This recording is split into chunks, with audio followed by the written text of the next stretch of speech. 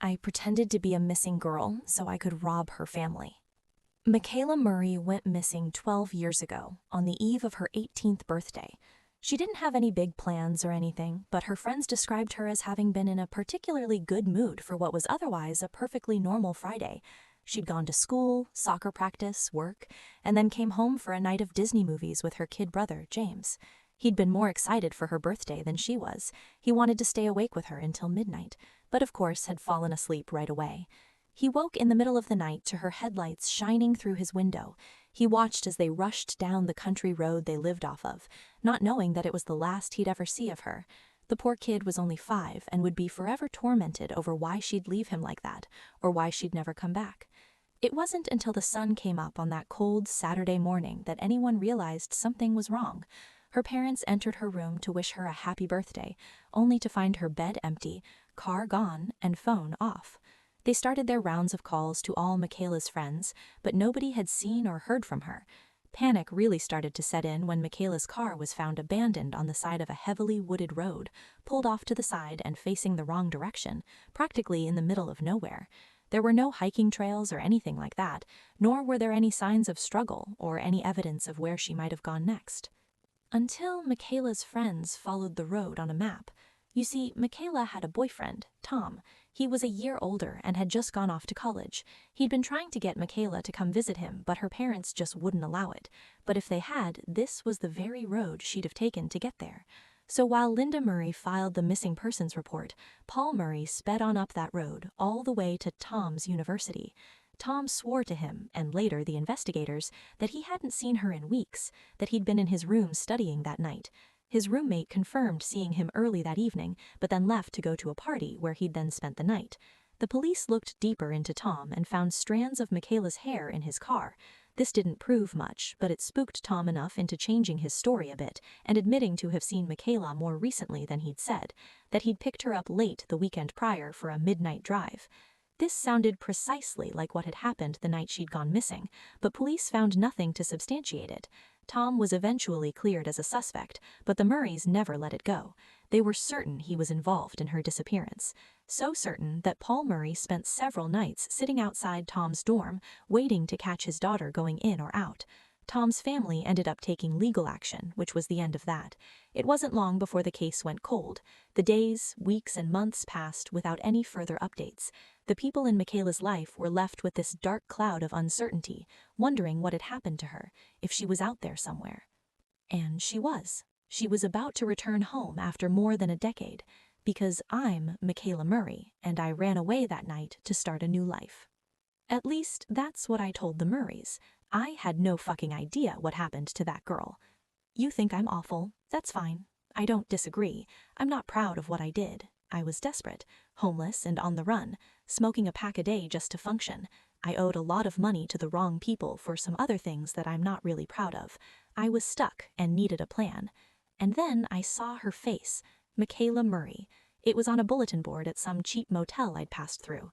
There were half a dozen girls on there, but Michaela stood out because she looked so much like me. I could have swapped in one of my old high school photos and I doubt anyone would have noticed. Not that anyone was paying attention to this board or these girls anymore. Even the lady at the motel, who'd spotted me staring, said, "They ain't coming home, but I don't got the heart to take 'em down." As I ripped another butt later that night, I decided one of them would be coming home. Michaela's family had money, and that was exactly what I needed. If you're wondering how I expected to get away with it, I didn't. I wasn't planning on being there for more than a night. I did just enough research on Michaela to get in, find what I could take, and get out. I was going to beg them to give me one day before alerting anybody that I'd returned, to let me rest in my own bed before being swarmed by whatever media Nowhere, Indiana had to offer. Though after miles and miles of cornfields, my guess was that I'd have time to escape that wave. The bus station looked copied and pasted into place, standing out between a small market and gas station. I made sure not to talk to anyone. I didn't want to risk being mistaken for the town's longest missing girl, not yet. After one last cigarette, I shoved the pack and the lighter back into my coat pocket, along with my real identity. When I turned down Lincoln Avenue, I was no longer me, I was Michaela Murray. The Murrays lived a pretty secluded life. Their home sat alone in the middle of endless plains. I could hardly see their neighbors. I was starting to understand why Michaela might have run away, although the house itself was huge, with an in-ground pool and a cute little gazebo out back, draped in numerous flags and dream catchers. I rang the bell and felt my stomach sink.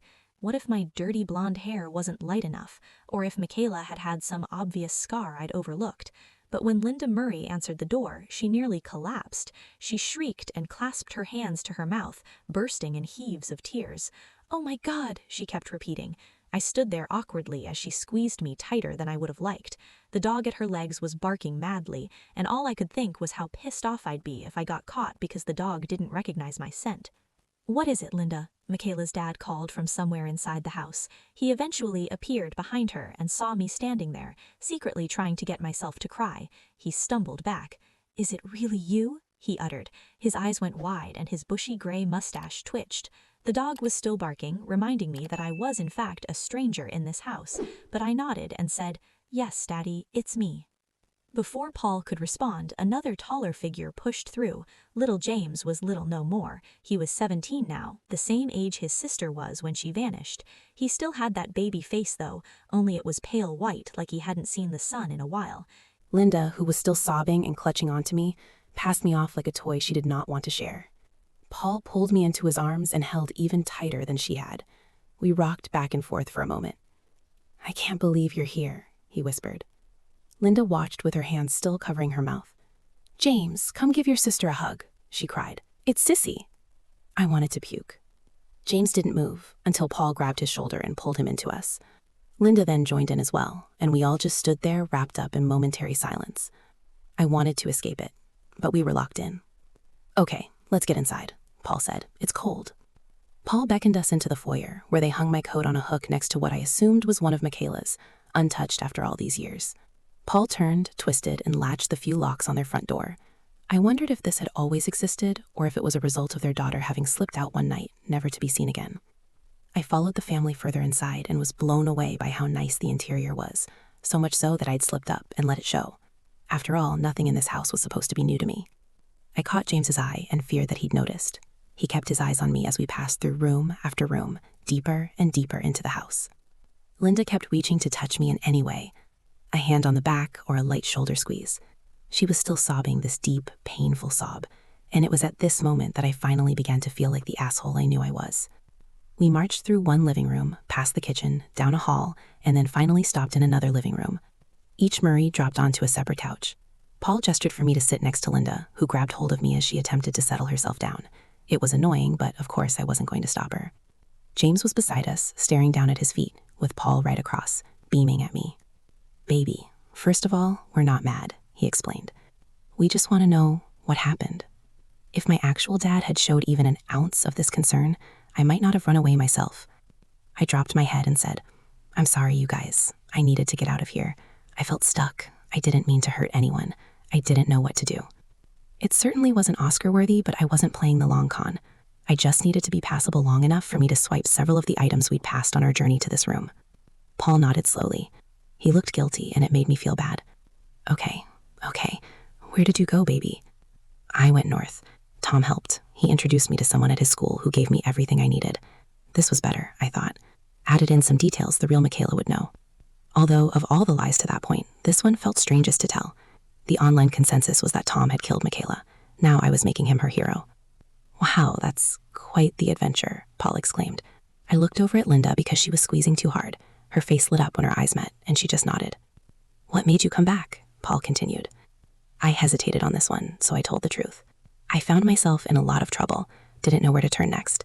I think the only reason I didn't come home sooner was because I felt embarrassed, and then years went by. "What kind of trouble?" Linda gasped. She'd finally let go of me. "No, Linda," Paul began. "It's okay. She's not a little girl anymore," he laughed. "That's her business. Listen, baby girl, we don't have to talk about it if you don't want. All that matters now is you're home and you're safe." He was holding on to both of my hands. This made me tear up for real. In just a short period of time, I'd flipped my thinking. Maybe Michaela was just another stupid teenager rebelling against her parents who were only trying to keep her safe. Maybe she snuck out to celebrate her 18th birthday with her college boyfriend at some frat party. Maybe some random frat guy decided he wanted her. Maybe he slipped something into her drink. Or maybe she got too experimental. Maybe someone offered her something she'd never tried before, and she took it, to be cool, to show off in front of her college boyfriend's college friends. I spent my whole life wishing I'd had hers. You know what? I have an idea, Paul said dramatically with a raised finger. Linda, why don't you go out and get stuff for pork sandwiches, and I'll cook up some tater tots, yeah? He was looking at me with raised eyebrows like I was supposed to know what the fuck he was talking about, so I pretended to. This must have been some sort of Murray tradition or Michaela's favorite meal or something. That sounds great, I said. I tried not to look at James, but the avoidance only made my eyes want to do so even more, and they did.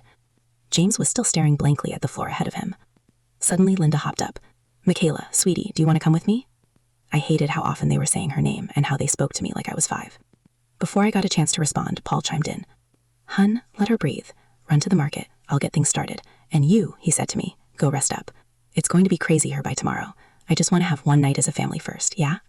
I could not have agreed more. Everything was going exactly as I had planned. There was a really shiny, diamond-studded vase calling my name, right next to an autographed jersey of some football player I'd never heard of. I was going to walk out with one while wearing the other. You remember where your room is, right? James said to me after Linda and Paul wound off. I obviously had no idea where anything was, so I joked back. Oh, I thought this was it. He gave a half-hearted huff and beckoned me to follow him upstairs. Do you want to hang out? Watch a movie or something? Sure. Try to stay awake this time. He either didn't like that one or didn't get it. I followed behind as he sauntered to his room. There were several doors in that upper hallway, and I worried I was going to have to guess later which one was Michaela's. I heard a lock click. Why did you come here? James muttered. He slowly turned to face me. My heart stopped. What do you mean? Why are you here? He repeated in a forceful whisper. He was now eyeing me madly. Look, I'm really sorry I left you. I feel terrible about it. I always have. He shook his head and started to tear up, like he couldn't bear to hear it. He then rushed towards me, and for a moment I thought he was going to attack me, but he brushed past and stopped at the window. Remember when I climbed the gazebo and fell? Nope, had no idea what he was talking about. Of course I remember, I pleaded. He laughed to himself and then marched right on up to me, grabbing me by the shoulders. That's weird, because Dad built it after she left, you fucking idiot. He tossed me backward and spun off towards the closet. He started throwing clothes in a duffel bag. We need to go, he said. Now. My whole body was tingling. I knew I was caught, but I still wasn't sure what to do. Do you understand what's happening here? He continued. He knows. He knew the whole time. I finally gave it up. What gave it away? He stopped to look back. Because we know where she is. I was confused. This wasn't in any of the theories I'd read online. Where is she? James shook his head in frustration. He grabbed me by the arm and dragged me to the window. She's right fucking there, he spat with a finger pointed outward. I looked out into the yard past the covered pool where the gazebo sat lifeless and weather-worn, with noticeable chips in its white paint. The fact that James couldn't bear to look at it told me what he was thinking. I frowned. What makes you think that? He rushed back for the bag and threw more things inside. He built it the week she left, he said with emphasis on every other word, and they never use it during the day. Never. I wasn't convinced. James was so young when it happened and clearly torn up over it, as was reported in everything I'd read about the case. When he noticed my skepticism, he huffed an annoyed sigh and turned to a dresser drawer, rummaging through before pulling out what he was looking for and jamming it into my gut. I reached down for it. It was a dirty purple bracelet, all stretchy and rubber. It had her name on it. I played with it in my hand before slipping it onto my wrist. Remy dug that up a couple years ago. That's our dog, by the way, he added sarcastically. Dropped it right at my feet. And I remember it. I remember her wearing it that night. He sounded crazy. He tried to keep his voice down, which only made him seem crazier. You saw her drive off, I said to him. I saw her car drive off. My mind was racing. Why haven't you called the cops by now or run away? Because I can't, he urged a bit louder than he meant to. He'll kill us, all of us. He settled down and continued. Listen to me. We're dead if we go downstairs. We need to leave, right now. He was panting. I didn't move, didn't speak. He lowered his head in defeat and threw the bag over his shoulder, making his way for the window and starting to crawl out of it. It was just starting to get dark out there. Please come, he tried one last time, half in and half out. I was frozen. I listened for any sign of danger outside the room, but it was silent. I thought, this was crazy, right? And then I thought about how much I wanted a cigarette. That was how I made my decision. I took James's hand and he helped me climb out. Together we scurried on the roof of the back porch and then dropped down onto the rather large portico above the back door. I'd almost fallen down the side, but James held me up. Okay, we're gonna run, he explained as we crouched close together. He was nervous and out of breath. The sheriff's downtown. We'll use the corn for cover. Stay close. I nodded. Part of me was starting to actually believe him. He jumped first, and I followed. We took off. James was much faster than me. I looked back quick and saw Paul through the large French windows in the kitchen. I didn't look long enough to see his reaction, but I could tell he was watching us. I kept running. The dying grass looked like it would never end. There was a road in the distance, the same road I trudged along to get there, but it felt like it was never getting any closer. A gunshot rang loud. Paul had fired a rifle into the air. He was shouting out at us. I just reached the gazebo. James was nearly 50 yards ahead of me. I stopped to catch my breath, holding myself up on one of the gazebo railings. I was regretting all the cigarette smoking. And then I did the most impulsive thing I think I've ever done.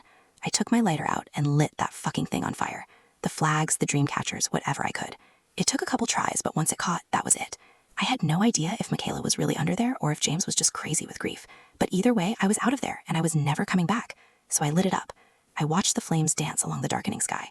Paul had started running towards it, and at that moment, Linda had pulled into the driveway. I could hear her shrill voice shouting to her husband. I was off and running again. But much to my surprise, James had stopped.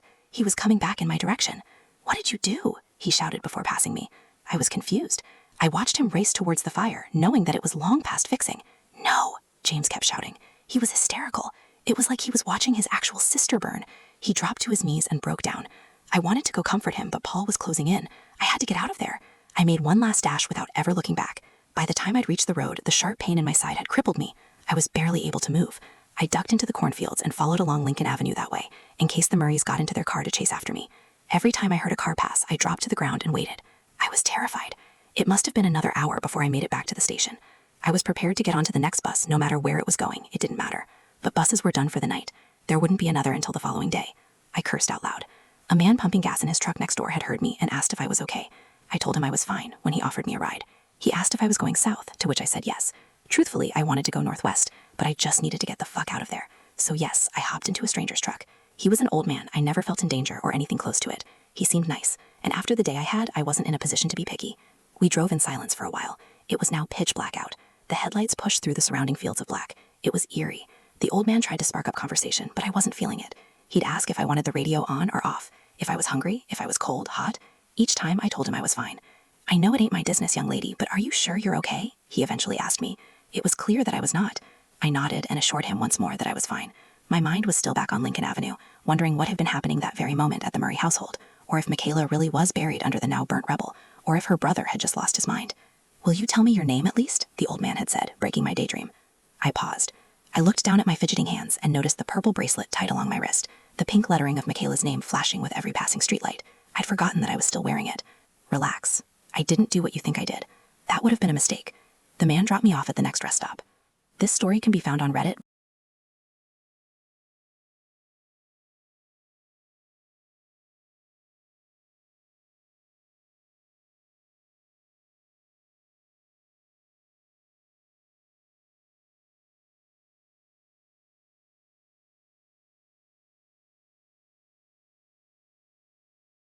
And is made by username Jcote12. Thank you for listening. Follow for more stories like that.